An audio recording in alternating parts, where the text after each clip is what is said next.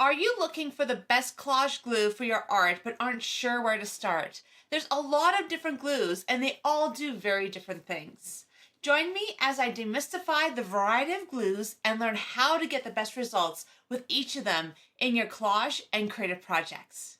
And make sure to stay to the end of the video where I share my favorite glue recipe and show you how to make it. Most of us have used a glue stick at some point in our lives. They are inexpensive, easy to use, and are a great way to apply thin paper to a project. You can find these by brands such as Yoo-Hoo, Scotch, Simon Says Stamp, and other craft brands. These glue sticks are acid-free, so you can use them with your photographs, and the wax-like stick makes it easy to apply and doesn't create a lot of mess. But I learned the hard way that for mixed media applications, it isn't my favorite glue.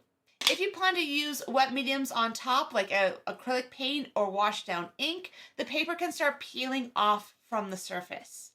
As this is a lower tack glue, this generally works the best on things like magazine cutouts and thinner paper. If you're looking for a glue that will hold heavy paper, I personally wouldn't use a glue stick because there are other glues with a stronger hold that generally work better. The glue stick is a great option when you're working with paper and dry mediums. You can easily glue papers to the surface, add in drawing and markers, and even paint splatters. It isn't the strongest glue, but it gets the job done and isn't messy. White glues are a great choice due to their strong hold, they're easily available, and they work on a variety of surfaces. I find that with the hold and permanency of white glue, you can use wet mediums with them, which gives them an advantage over the glue stick. They have a more permanent hold when working with heavier paper and found objects. White glue comes in a lot of different price points and brands. My favorite white glue is Art Glitter Glue. It's an industrial strength, acid-free adhesive that is permanent and will work on a variety of surfaces, including wood, metal, plastic, cardboard, and canvas. My favorite thing about this glue is that it dries clear, so if your glue goes past that edge, you won't see it when it dries. It also doesn't have any of that sticky residue once it's set, which is fantastic for creative projects. It also doesn't have a strong smell, and that's a really nice bonus. I use this glue for adding in all sorts of paper, heavy ephemera, and found objects to my projects. I also use this glue for constructing journals, as you have a bit of working time with this glue. The Art Glitter Glue is very easy to apply and has a nice tip to the glue bottle. There's also a precision tip that you can get for even more fine application. You can also get refills for this glue in large containers, saving you money, and in this way you can reuse your glue bottles. You can see that mine have had lots of love. So choosing your favorite white glue can be a very personal thing. There are other brands of glue that are similar to Art Glitter Glue, including Barely Art Glue and Tonic Studio's Nuvo Adhesive.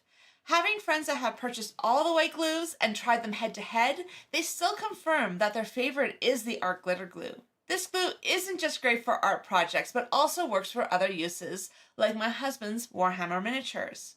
I had to get him his own glue bottle because he kept taking mine for basing his miniatures. This glue works for adding in sand, little rocks, and other things to his bases. He found the glue easy to apply and control and easy to manipulate around his bases. Just another example on showing how versatile this glue is. It's also a lot stronger than you think. I even tried using it for creating found object pieces where I generally use heavier glues.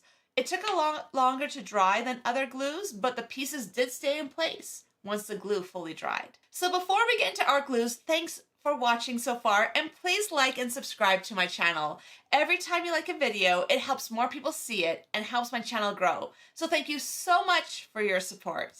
So these are a few cheaper options available at craft stores, but if you're looking to add your work to a canvas or a board, or you want to make sure that your work stays in place for decades, here are some of the glues I use regularly in my art practice. Matte medium or gloss medium is an acrylic medium that has the consistency similar to maple syrup.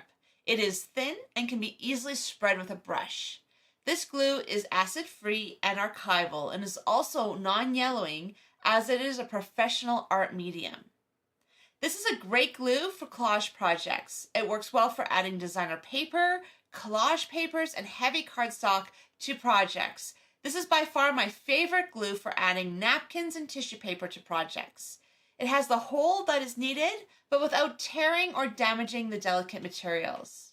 An important feature of this medium is that it dries clear without stickiness, which makes it perfect for collage projects, especially if you want to seal in your layers. This medium is a great collage glue, but it can also be mixed with acrylic paints to be used in a variety of different ways in your mixed media projects.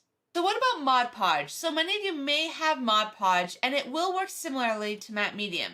It is less expensive, but also has a very strong smell. This glue is acid-free, but will yellow over time if exposed to light, thus affecting the look of your project. I don't use it because I can't stand the smell. To me, it smells like a combination of white glue mixed with an off-putting chemical smell. After using matte medium for a while, I thought I would give it a try again.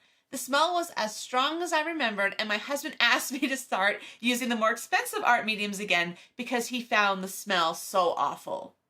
But if you're not scent sensitive or if you're on a very strict budget, Mod Podge is a good option. Just be aware of the pros and cons of using this medium. So matte medium and gel mediums are both acrylic mediums. The difference is the thickness of the medium. Gel mediums come in soft, regular, heavy, and extra heavy consistencies. This gives you a lot of different options for your creative projects. If you are using a heavier paper, especially on a canvas surface, I would suggest using a regular gel medium over a matte medium. It's going to create better hold on your canvas, which is important, especially if you plan to sell your work. This medium works the same way as your matte medium. If you add it underneath and on top of your papers, this is going to give it strength and protect the surface. You don't necessarily need to cover your surface with medium. You could just use it underneath the paper and add it to your project. But having a product that has the versatility to do both is a really nice option. This is also a way you can change how your project looks. If you look at these samples, this is the difference between collaging with gloss versus matte gel medium. Your projects can take on a completely different look based off of the collage glue that you use. If you are new to gels, you might wonder what consistency of gel you want to use with which type of project. If you're adding in paper, I would suggest a soft or regular gel. If you are looking to add in heavy metal pieces, I would suggest using an extra heavy gel. Think of it as the heavier the material you want to add, the heavier the medium that you want to use. So when they are added, they will stay permanently. Be aware that there are many other uses for these gel mediums besides using them as a glue. And make sure to subscribe, as I'll be sharing some other techniques in the coming weeks. And if you've never done an assemblage project but would like to try one, check out this class. I not only talk about setting intention for your year, but how to use a unique collage techniques that also incorporate assemblage techniques. Make sure to check out the link below to see the class in my shop. Many of the professional collage artists I've taken classes from who show their work in galleries like to use Yes Paste in their projects. This is a fabulous glue because it has a very strong hold, is archival, and works well for heavy papers as well as thinner papers. The one downside of this paste is that it's really thick, which can make it very difficult to apply. I find that I tend to have to use a palette knife with this medium to get it to spread. It won't spread easily with a brush. The other downside of this medium is that it often will leave a sticky residue, so it's meant to be used on the back of the paper only. But the great thing about this glue is that once it's down, it's not moving. I find that with the consistency of Yes Paste, because there's not a lot of water in the glue mix, I tend to get less wrinkling and buckling in my projects. So what if you own Yes Paste but find it hard to work with? Do you just leave it? Absolutely not. Here's a recipe I was shown by artist Gloria Guilo in an abstract collage class. This was a game changer for being able to use Yes Paste in all my projects. So take a small container and add in a liberal amount of Yes Paste inside it with a palette knife. Then add in glazing liquid on top. For the ratio of these two mediums, think of it like adding caramel to sundae. You want a liberal amount of caramel, but it shouldn't have more than the ice cream. So in this case, we're talking a little bit of glazing medium, a fair amount of the Yes Paste. I wouldn't suggest adding water, as it will change the chemical makeup of the glue. It's not going to give you the best results. So take a popsicle stick or a palette knife and mix the two mediums together. At first, they're not going to want to mix. Expect to have to put a little bit of muscle into this, but eventually they will come together. You want a glue that is thin enough to apply with a brush, so you may need to play with the consistency just a little bit. Add a bit of glazing medium, and if it's still too chunky or stiff, add a bit more. When you're done, you should have a thick glue that can be applied with a brush. To add this glue recipe to your pages, make sure to use a magazine to protect your surface. Brush from the center out to the edges when adding this glue on your image. Also apply some on the page, then stick the two pieces together. You should get a great hold when using the paste this way. Make sure to use a brush you don't care about, just in case the brush gets hard from the glue. Also use a good quality brush soap when you are cleaning your brushes after collaging. So any questions about these glues and what I've shared? I'm aware I've only covered a few glues and there are many more out there, but these are my favorites and the ones I use all the time in my creative practice.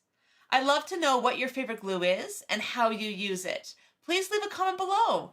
I hope that this has given you ideas on how to use these glues in your next creative project. So if you love collage and are looking for a little bit of mixed media inspiration, check out this video next. This shows not only how to add collage to your project, but also how to use it with other mixed media elements. So I'll see you in the next video.